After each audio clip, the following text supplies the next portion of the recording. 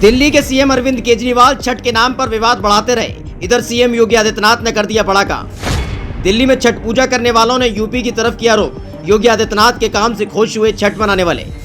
त्योहार पर इतना बड़ा फैसला कि बिहार सरकार भी घबरा गई। विपक्ष भी दिल खोल कर रहा सीएम योगी की तारीफ। दिवाली के मौके पर सीएम योगी आदित्यनाथ ने पहले अपना खजाना यूपी की जनता के लिए खोल दिया था। एक के बाद एक सौगात जनता को दी थी। इसके साथ ही दिवाली को लेकर एक खास प्लान भी तैयार किया था, जिसकी वजह से यूपी में दिवाली के मौके पर किसी भी तरह की अनहोनी नहीं हुई। न लड़ाई झगड़ा हुआ और न ही पटाखों की वजह से किसी की जान गई। लेकिन दिवाली के फौरन बाद ही पड़ने वाले छठ के त्योहार को लेकर योगी आदित्यनाथ ने एक और बड़ा फैसला ले लिया है, क्योंकि सीएम योगी भी जानते हैं कि छठ का त्योहार सिर्फ बिहार में नहीं मनाया जाता, बल्कि पूर्वांचल में भी ये त्योहार बड़े धूमधाम से मनाया जाता है। इसके साथ ही नोएडा और गाजियाबाद में रहने वाले बिहार और पूर्वांचल के लोग भी छठ के त्योहार को पूरी श्रद्धा के साथ मनाते हैं। लेकिन छठ पर किसी को कोई दिक्कत ना हो, इसके लिए योगी आदित्यनाथ ने बड़ा कदम उठा लिया।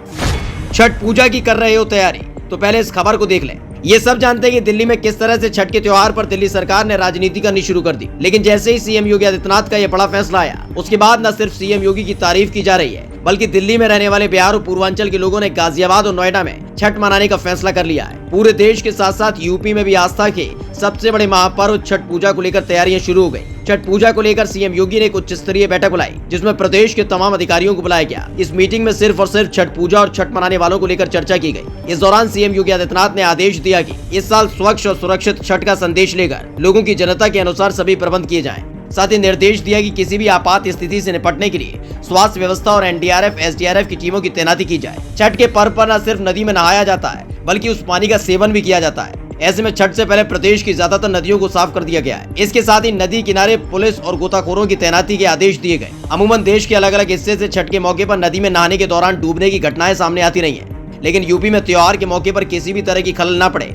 इसको ध्यान में रखते हुए योगी सरकार ने नदी किनारे पुलिस की तैनाती की है, जो लोगों पर नजर रखेगी। इसके साथ ही अगर कोई हादसा हुआ तो गोताखोर भी लगाए गए, जो घटना होने पर इसे रोकेंगे। यही नहीं, छठ के मौके पर बड़ी तादाद में पटाखे भी चलाए जाते हैं। इसको ध्यान में रखते हुए सीएम योगी आदित्यनाथ ने आदेश दिया कि आगामी 30 और 31 अक्टूबर को लोक आस्था का महापर्व छठ मनाया जाना है। पूर्वी उत्तर प्रदेश और बिहार में इस पर्व की विशिष्ट परंपरा रही है।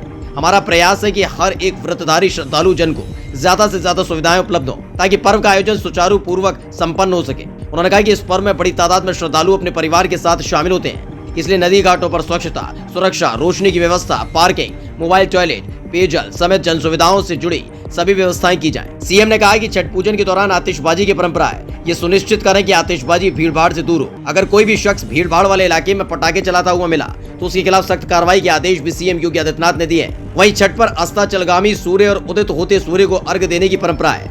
इसके लिए सीएम ने नदी घाटों के आसपास पर्याप्त रोशनी की व्यवस्था करने के निर्देश दिए और आदेश दिए कि इस दौरान लगातार बिजली की आपूर्ति की जाए। साथ ही नदी की गहराई के अनुसार सुरक्षित क्षेत्र का चिन्हांकन भी कर लिया जाए। सीएम ने छठ घाटों के पास स्वास्थ्य शिविर लगाने के निर्देश भी दिए। ये डेंगू, बुखार और अलग अलग जल जनित बीमारियों की जांच भी हो सकेगी। छठ को लेकर सीएम योगी का ये प्लान आपको कैसा लगा, कमेंट करके जरूर बताएं और पेज को लाइक और सब्सक्राइब करना न भूलें। Special desk, India 7 now.